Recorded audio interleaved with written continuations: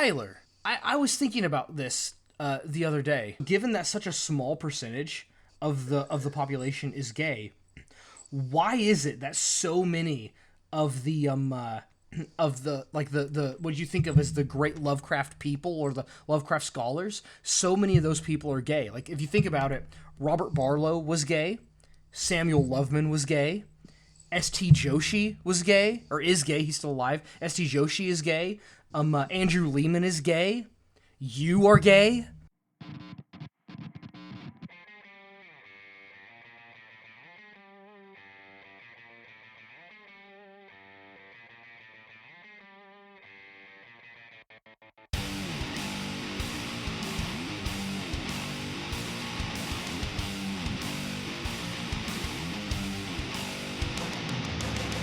What are you drinking? Well, nothing yet, because I'm pouring myself a glass of Woodford Reserve small batch. Woodford Reserve Small Batch, that's also what I'm drinking. But a more important question is, who the heck are you? Why, I'm Doug. You're Doug? Yes, from that show Up, the hit Pixar movie Up. Doug from the hit Pixar movie Up? Obviously, because I'm What borking. are you doing with... What are you doing with me on the Super Whiskey Bros podcast? Why, I'm impersonating your brother Tyler. My brother Tyler, I expected him instead of Doug. I don't have another line after that one. I realized it's as far as I could go with that joke. Yeah, that's officially the worst intro we've ever done, and I'm definitely going to keep it. That was pretty terrible. Please don't edit in any way. Oh, Except absolutely for not. except for maybe throw in some Doug sound effects. No, don't actually do that. That's a bad idea. Hey, let's talk more about that whiskey. Ah, yes. The I've Woodford Reserve Small Batch. yeah. You have more information about it than I do. It's an Indiana whiskey, and that they Did released you after I moved to Oklahoma. Yeah, so did you get the one from the same place that I got mine? Because if you did, then I'll explain it. I didn't get the special one just for that one. It's just for that store. I actually got it at Walmart. Oh, okay. Well, then, I mean, the small batch, I don't know an awful lot about the small batch that's different from the regular, except for that's made in a batch that's smaller.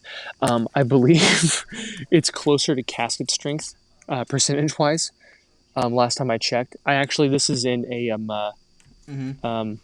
gosh darn it. Gosh darn it, what's it called? When you pour the whiskey into a glass container and keep it in that glass container. It's not a decanter. I poured it from the decanter. So Yes, I don't have the a bottle for decanter. the Yes. information as I poured it from the decanter. But I believe it's closer to casket strength. Ah, yes. If I actually would have the bottle for information. But you don't. But I don't. It's in the other room, is what I was saying. Yeah. I believe Yeah. it's closer I to would casket have the strength. bottle for information, but it's in the other room.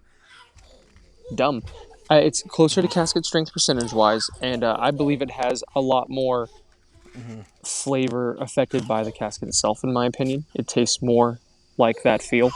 But I know nothing about whiskey, and I can't talk about whiskey very well. But that's just me rambling about stuff I don't understand. So let's have a sip of it and see if I know what I'm talking about. Let me take a sip of it, and I'll tell you. Ah, I don't know what I'm talking about. Man, I don't know if putting it in the decanter somehow has made this worse. Wow, People say that it does. they're right. I didn't know any, but I don't own a decanter, but They're absolutely right. people This say just putting whiskey tastes. in decanters does makes it worse. Ugh, it definitely did. This was like drinking rubbing alcohol. I'm gonna let you talk about it because this was terrible. Okay. Well, hold on. I'm lighting my pipe. This is the longest lead up to talking about absolutely nothing we've ever had. I just want you to know. Well, we don't really have anything good to talk about today. We thought we were going to, and that game kind of sucked. It kind of did. So let's tell them why A it little sucks. bit. Can I start? Okay, so, first I want to give a disclaimer, and Do that so. is this will be absolutely rife with spoilers. And the Rife. reason for it being rife with spoilers is because we want to tell you guys everything there is to know about the story, because the story is actually kind of a little bit good, but Yeah. the story is not worth paying $25 for the game. And so No. now you guys get the story without having to pay for the game. Right. So it's worth mentioning that this is technically speaking a continuation of talking about Lovecraft because we're talking about a Lovecraft video game. So we went and we thought amongst ourselves, and then we talked amongst Yeah. ourselves after we thought amongst Which ourselves. I did put in the show notes last week. We were going to talk about this game. Correct. And because we were going to do a Lovecraft game, we decided that we would do this one mostly because I already owned it and you were talking about it. If we're being brutally honest, that's why we picked this game. Um, I was I was so ready to be very blown away. I was Yeah. so ready for it. So this game, by the way, that we're talking about paying $25 for is called Moons of Madness. It's a play on the title Mountains of Madness from H.P. Lovecraft's Mountains of Madness. Bazinga. And it takes place on, you guessed it, Ah, not the yes. moon. At the Mountains of Madness. No, that's not the right translation. But when you get into the story, you understand why it's called Moons of Madness. So yeah, I'll give them that. That's fair enough. So I don't know what type of Oh yeah, I gameplay. forgot to tell you before we started recording this. Yeah. About 5 minutes before we started recording this, I got the I finished the second ending, both endings. So Okay. Well, good for you. I'm not going to do either. I'll finish it, but I just don't care about it. I didn't know what type of gameplay to expect from this because obviously the trailer makes it seem like a high action game, which it's a trailer. It's supposed. It pretty much every game looks like an action game in a trailer. That's fine. What I didn't expect is an annoying at best yeah, puzzle game. There's a delay between the two of us. so I just I did realized that. expect it to be a little bit better than what it was. Yeah, there is. It's about 4 seconds. We should be able to fix it in the Actually, the recording may automatically fix it, but we'll see We how should it find goes. out. But yeah. And the thing is, I came into this knowing what to expect. I did watch the trailer, but I saw that it was developed by Rock Pocket Games, and I know what kind of games they make. So I went into it knowing what to expect. I read no notes. And I that knew helped me nothing out a about this little bit. company. I did not have any expectations. I bought this game solely on it being an H.P. Lovecraft game, and the trailer looked amazing, and I had a lot of faith in that. I was very excited. I thought this was going to be fantastic, and I just don't have no desire to play the last, probably 45 minutes of the game. Should we switch to Yeah. Discord, by the What you're way? This saying is delay your is killing disappointment is us. immeasurable and your day is ruined? I'm saying all of those things.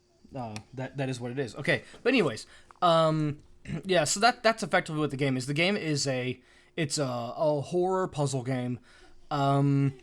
Most of the horror involves, like in most games where you can't actually do anything, the horror revolves around either running away from the enemies or avoiding them while they're there, which I do like to some extent in a Lovecraft themed game. I don't like that gameplay style, so I don't have a whole lot of fun playing that way, but it makes sense for Lovecraft, right? Because when you have a mythos monster coming at you, you're not just going to shoot it for the most part.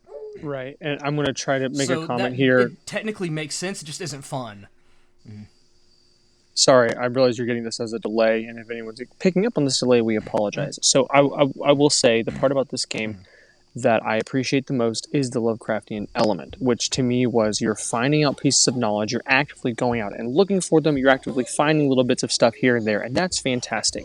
And the way that you discover them is fantastic, and the way that you kind of go insane from moments of seeing them, all of this is fantastic. What is annoying is the ways in which you have to discover all these pieces of information, and I hate it. Yeah, and that's also true. Another thing is the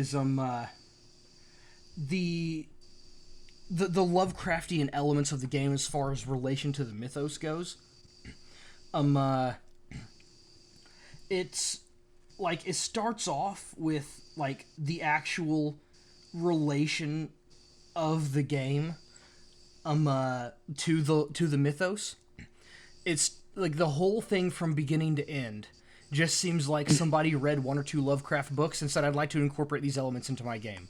Like it doesn't really scream Lovecraftian mythos to me. It just seems like somebody wanted to make a game and wanted to homage Lovecraft while doing it. Absolutely, It doesn't 1000%. Because there's no real mythos in it whatsoever, in my opinion. It's all about it, but they do a very good job of capturing the Lovecraftian horror concept. They do a very good job of the concept. I will say that, but no, there's no mythos in this whatsoever, as far as I'm concerned. Yeah, and until like you get to like the very end of the game, did you get to the part where you open up? Have you got to the part where you open up the giant temple? I don't think so. I don't remember that. Okay, so you open up the giant temple, and just for no reason, there are dolls rummaging around underground in the sands of the temple, and you have to avoid them. Like Okay. dolls for no reason just show up, and then and then later, like you go, and then as you're, I didn't notice this going into the temple, but maybe I just wasn't paying attention. But as I was escaping the temple, for no reason, because it didn't relate to what was going on in the temple at all, other than the fact that it's mythos. It had a whole bunch of the classic.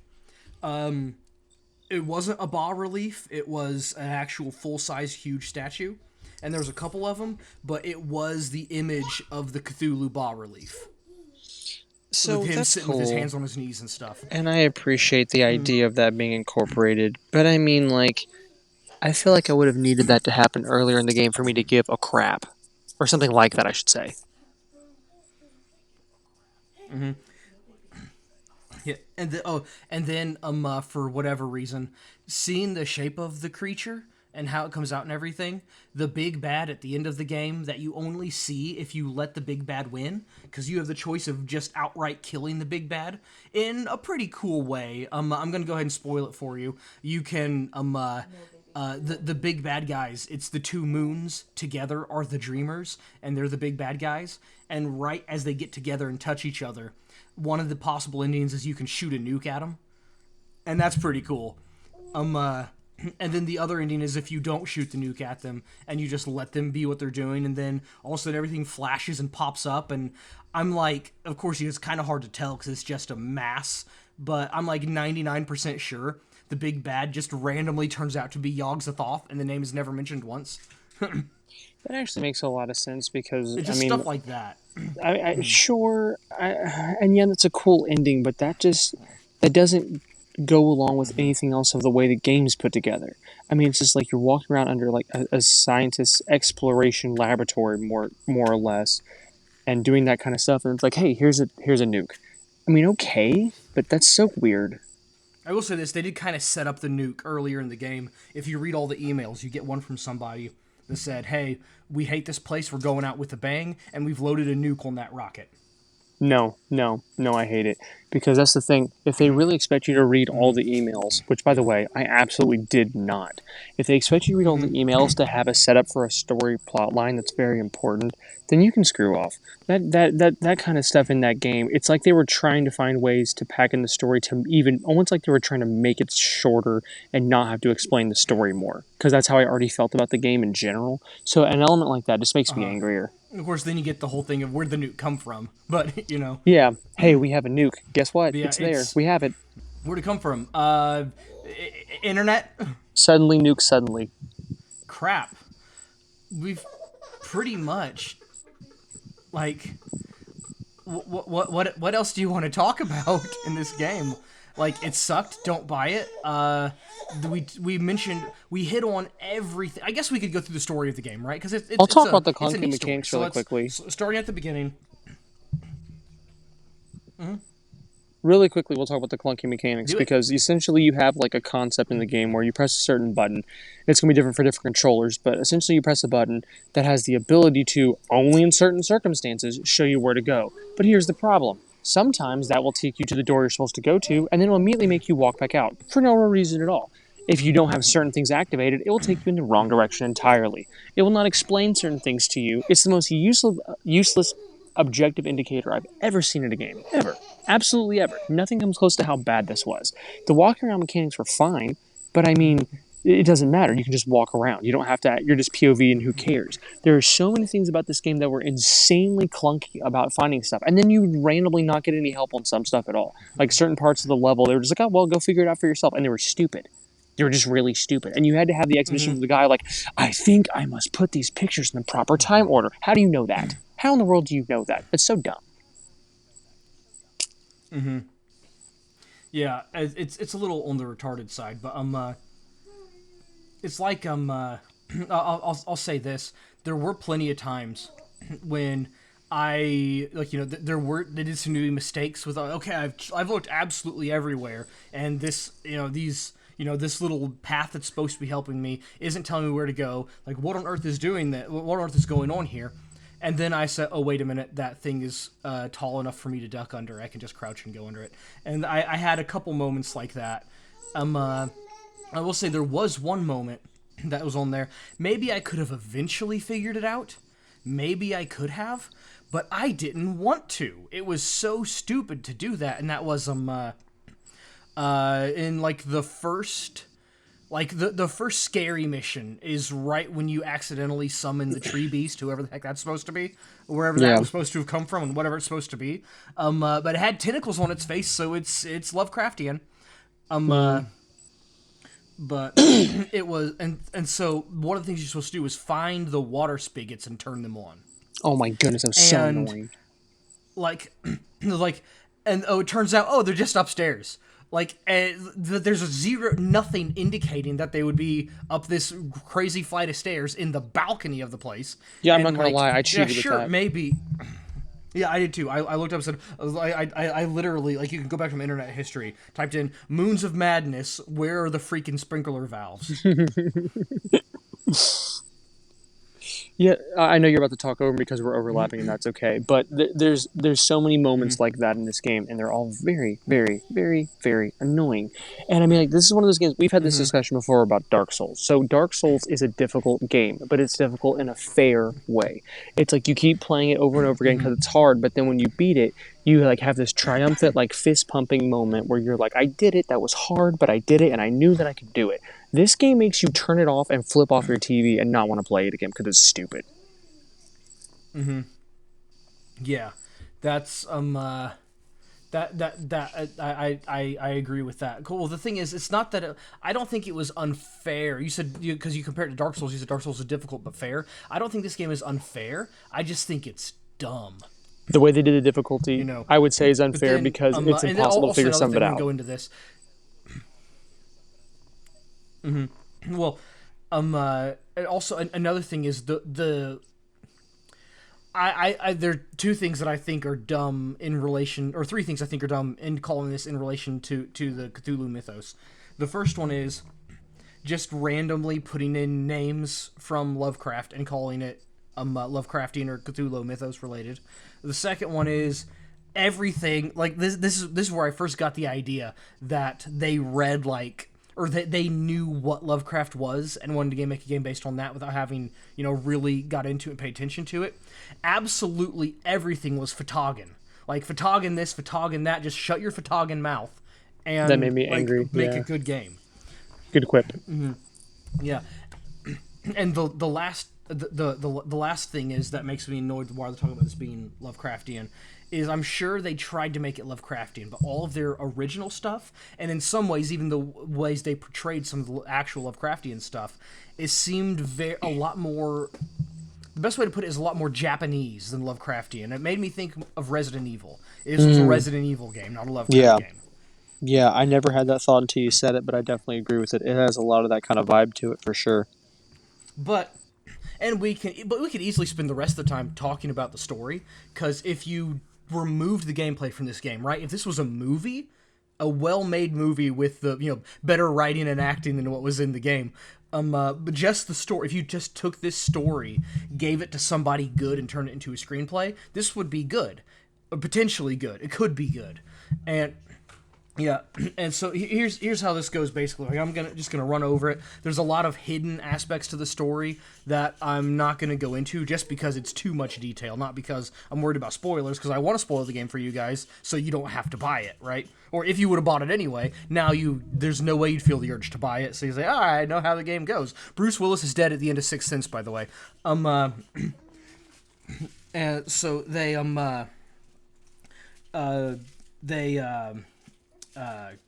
you start off. Shane Newhart was the main guy. He graduated from Miskatonic University. That's the name that popped up. We have a lady named Wilcox.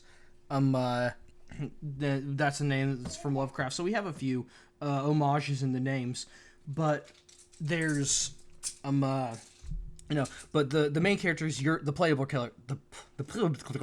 The main character is the playable character, and that is Dr. Shane Newhart, and he told his father that he was going to go on an excursion to Antarctica, but instead he actually went to Mars. And then while he's up there, he's just part of a expedition supposedly to find life on Mars. And then there's some people who are trying to create life on Mars. And then this lady's experiments go awry and create some creatures. And then you go explore the creatures, and then you find out that there's some crazy entity that is living on Mars that inhabits the dream world and is giving everybody nightmares and blah blah blah blah blah. And he and that's just a fantastic thing. And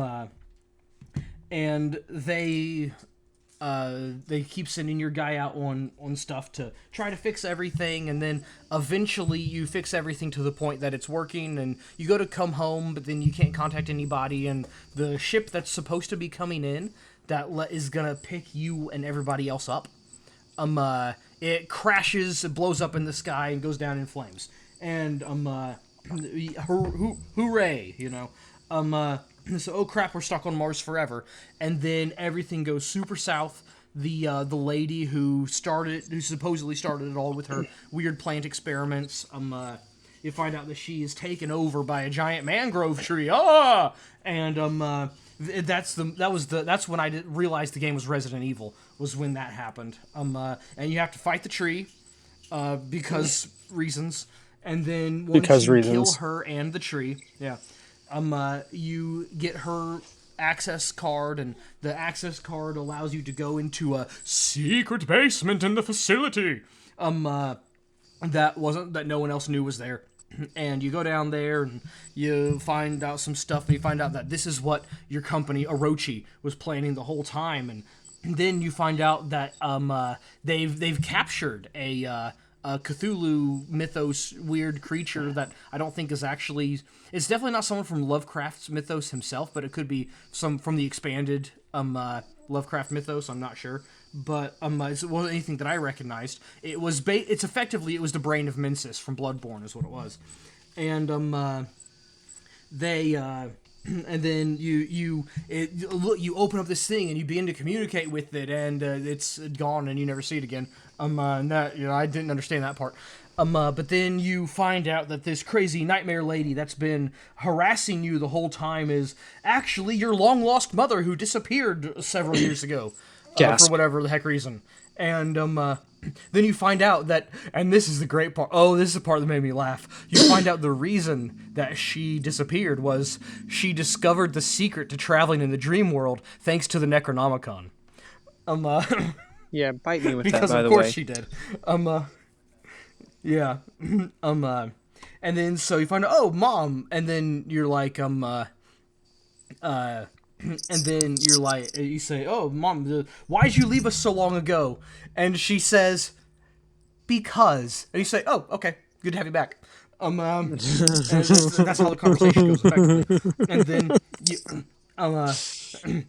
And then you go and you find your friend in the temple, and he says, that's not really your mom, and if it is your mom, she's not the mom you remember, she's a bad guy. And you say, what? You mean the person who's telling me to activate all this weird, crazy machinery that nobody knows anything about, that's definitely not gonna cause the end of the world? You're telling me the lady that's doing that is actually a bad guy? I don't believe you! So you go and activate all the machinery that's definitely not gonna cause the end of the world. and then the machinery starts to cause the end of the world. And so she tells you how to stop it, because obviously this wasn't her plan the whole time. And so you go to stop it, and the Doles appear again for out in the space station this time, because that's what Doles do, right? And then you have to avoid them again, and you go out there and you fly up in the ship, and then you say, "Hey, wait a minute!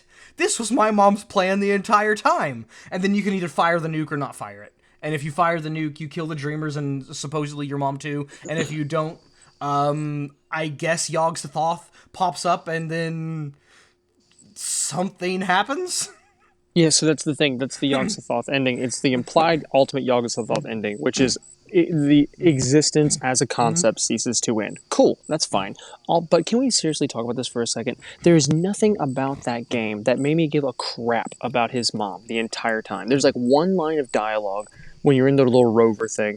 You're talking to a guy's like, yeah. He's like, oh, I remember reading.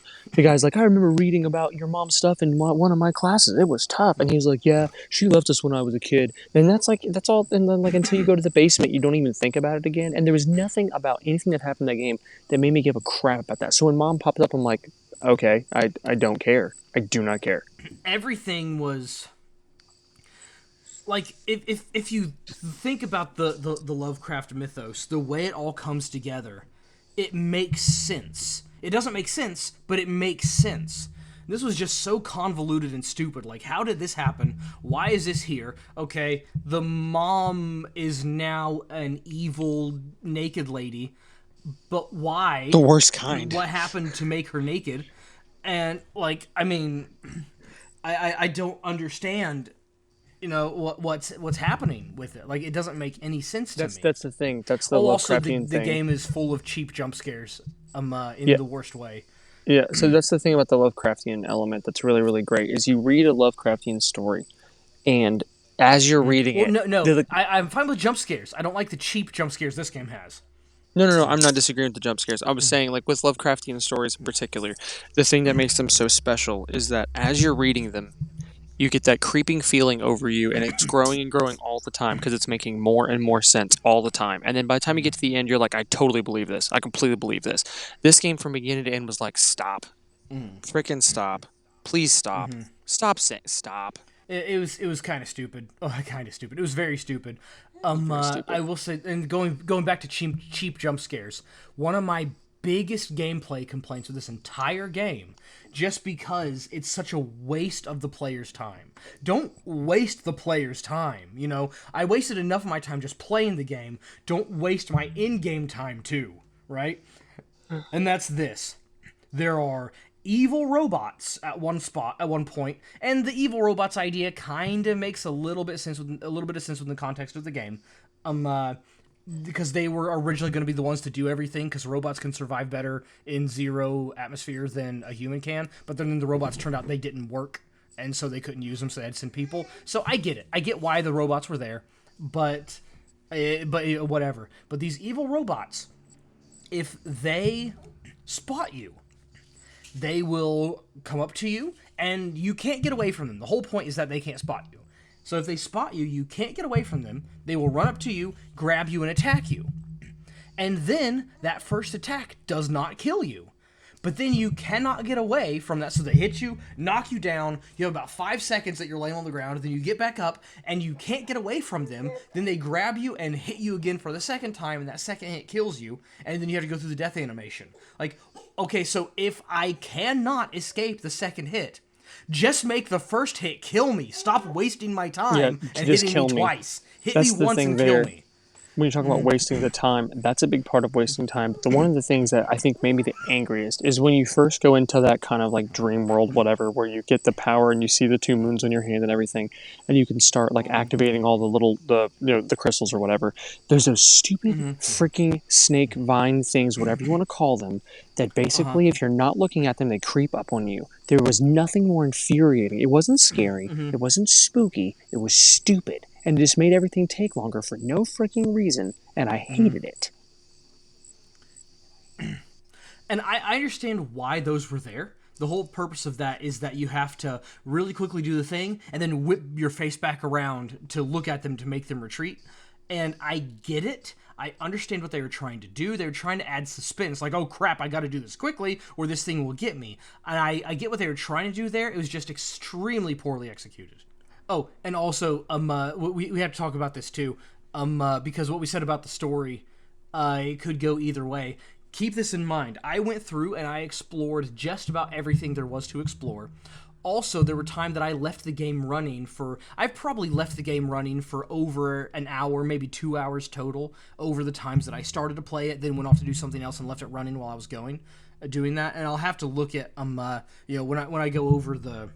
By the way, I'm not going to put... I recorded footage for this. I'm not going to put it on the YouTube video. I may put a couple, there were a couple things that funny things that I want to put up maybe screenshots of on here, and if I do that, it'll be, when I'm talking about how stupid the game is, funny things, I may put that up on the YouTube video. I may not even do that. I'm probably just going to delete all my recordings of this game, because I'm not going to make you guys suffer through looking at the gameplay on this. But anyways, that's neither here nor there.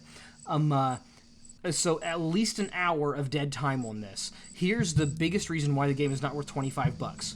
And that is, the game has 0 replay value. Once you played it through once, you will not want to play it again. Definitely. Absolutely not. Absolutely not. And so I went through and explored absolutely everything, and left the game running for at least an hour, maybe 2 hours of dead time. And I beat the game in 7 hours, and all that's going through the ending again to get both endings. A total of 7 hours. Yeah, that's not enough for how much money you pay for it. 7.6 hours. For how much money you pay for that, that's ridiculous. For the type of game that it was, it's ridiculous. You had great-looking graphics. You had great-looking everything. You had a decent concept of a story. There's not one properly executed thing about this game except for the opening 20 minutes. That's it. Yeah. And one of the big problems with the game too, and I guess one of the big disappointments with the game. It's not technically a problem, because it has absolutely nothing to do with this game, but it's a disappointment about the game, and that is the other game that Rock Pocket is kind of popular for, The Park. That was a pretty good game, and I never played it, but I saw Let's Plays of it, because that game was made back during the peak of everybody wants to play horror games on Let's Play, and so I saw some Let's Plays of it, The Park. And it wasn't that bad. It was pretty good. And it just upsets me that this game made by the same company is so much worse. Because this is the one I bought. They were fair enough. They were trying to do some stuff with this game that they could have done really, really well, and they came really, really close. But it was that uncanny valley of failure. We were so close to something good that it felt worse than if it was like something you played because it was so bad. It was the uncanny valley of crap. Hey, how much of this, how much of the gameplay aspects could we overlook? Like, if I came into this and I knew nothing about love, because a lot of our criticisms is talking about how stupid this is in relation to Lovecraft, and I'm wondering, if I came into this, I knew nothing about Lovecraft, this was my introduction to the mythos, and then of course once I started reading Lovecraft stories, I'd realize that it just gets better from there. But say I had 0 Lovecraft experience and I came into this game, yuck. And then I came into this, like, I was a Lovecraft virgin, like all that stuff we talked about, digging up his grave in Providence, all that never happened. And I came into this, and this was my first experience to Lovecraft. Would I have hated it? Okay, so I'll try not to have us talk over each other here, because we're both going to want to say some of the same stuff. Yes. So here's the thing: if this game would have came out as a $10 to $15 game, been advertised as a 7-hour experience, I would have been more okay, because it would have been cheaper. But this is a $25 title. If you bought it new at full price, it's not enough time in game. The puzzles didn't make sense. The way to find your objectives was stupid. Your mechanic system walking around was clunky. Even though it was almost nothing to it, they still managed to make it clunky. Everything about the way you did stuff was stupid. The little things they made you do, like refill your air, never made a difference ever. They never made a difference. It never hurt you. It never helped you. It's just stupid things they make you do for no reason at all. It was all stupid. Now, granted, I know that we're not game critics. We don't really know how to... I mean, I get that. We're just people just ranting on a podcast somewhere, but at the same time, I mean, like that's like the other saying. I may not be a gynecologist, but I know a twat when I see one. This game is garbage. Yeah. Well, see that's a thing too. I am actually a video game player who's pretty good. I'm no MLG player, but I'm pretty good at video games. And just by that nature, I play video games, I like video games, and I'm pretty good at video games. That right there makes me more qualified than 95% of video game critics. You know, Bum, bum, bum, bum, bum. yeah. Now, I will say this. This game kind of had the same, like, not really being true to Lovecraft, but still, trying to appeal to Lovecraft. It had the same kind of feel as The Shore did, which you never played. But here's the thing. I'm going to talk about The Shore for a second. Here's why The Shore was better than this game. The first reason why The Shore was better than this game is The Shore is $12. That's the first reason why The Shore is better than this game. The Shore is, of course, technically, I am paying the same amount per hour because The Shore is about a 3-hour game. This is about a 6-hour game, so half the price is that. But the thing with The Shore is it's the same as the other game. It's not very fun, and the whole purpose of the game is just every second of it is just trying to be like Lovecraft, except for this game tried to be original, and I can appreciate that, but the originality of it, the areas where they were original were pretty bad, and then the references to the mythos were pretty bad. In The Shore, you get some stuff that kind of like, okay, dude, now you're just pandering and you're doing it in a stupid way. Talking about The Shore, like you can summon Cthulhu, stand in front of him, and carry on a conversation with him, for a brief moment, and that's kind of stupid. But the whole thing with The Shore is just this one guy that made a game, and he's saying, boy, I think it's just one guy anyway. It's small. If it wasn't one guy, it was a small team. And he said, boy, I'd like to make a game about the Cthulhu mythos. And I just want to have at it. And you can tell that the game is like legitimate labor of love from somebody who just likes Lovecraft. And it's such a different experience. Like if you're gonna buy Moons of Madness, or you're gonna buy The Shore, buy The Shore. It feels so much better. Yeah, that's the thing. Is the totality of our review here would just be like, if you want a good Lovecraft game, just don't buy this one. It wasn't a good Lovecraft game, and it wasn't a good game. So just no, don't do it. Neither of us were a huge fan of Cyanide Studios' Call of Cthulhu. Like it was a decent game, but neither of us really loved it. But I'll say this for absolute fact: buy a Call of Cthulhu before you buy this game, and that is to say, buy Call of Cthulhu and don't buy this game. Yeah, hardback. Well, I say that. I say that. I don't know if I would tell you to if I would tell you to buy if I would tell you to buy Call of Cthulhu. Let me see. Okay, yeah, it's $20. When I bought it was like $40. $20, buy Call of Cthulhu. But really, so far, and we're gonna hit a couple of these, and I've already bought some, and we're gonna hit on them later. Not next week. We're gonna do something different next week. We're gonna hit on some of these others later. But I did buy some other Lovecraft games that we're gonna look into. But I am. If I was to right now with my current gaming experience, if I was gonna say buy one game that is kind of that is heavily inspired by the Cthulhu mythos. It's unfair because the game is so good to say Bloodborne, and so I'm not going to. So I'm gonna go for a game that is. It feels Lovecraft, like to such an extent that there's a guy who read Lovecraft audiobooks, and he's also the narrator for this game. And that would be Red Hook's Darkest Dungeon. That's the Lovecraft inspired game I would tell you guys to buy. It's really good. I'll have to play that. I've never played that one. Let's see. On Steam, it's typically I think $25 or $30. It can go on sale. It's $25, not on sale right now. Yeah, I think we've pretty much tore this game down about as much as we can. Yeah, we've talked for a while. I'm not gonna say how long we've talked because the number I see on the recorder is not actually the amount of time that this video is gonna be, or video. Only if it's on YouTube is a video. This episode is going to be. Um, so yeah, this is gonna be short, a short one.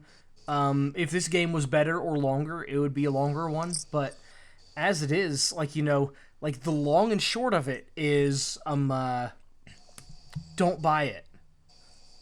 It's kind of bad.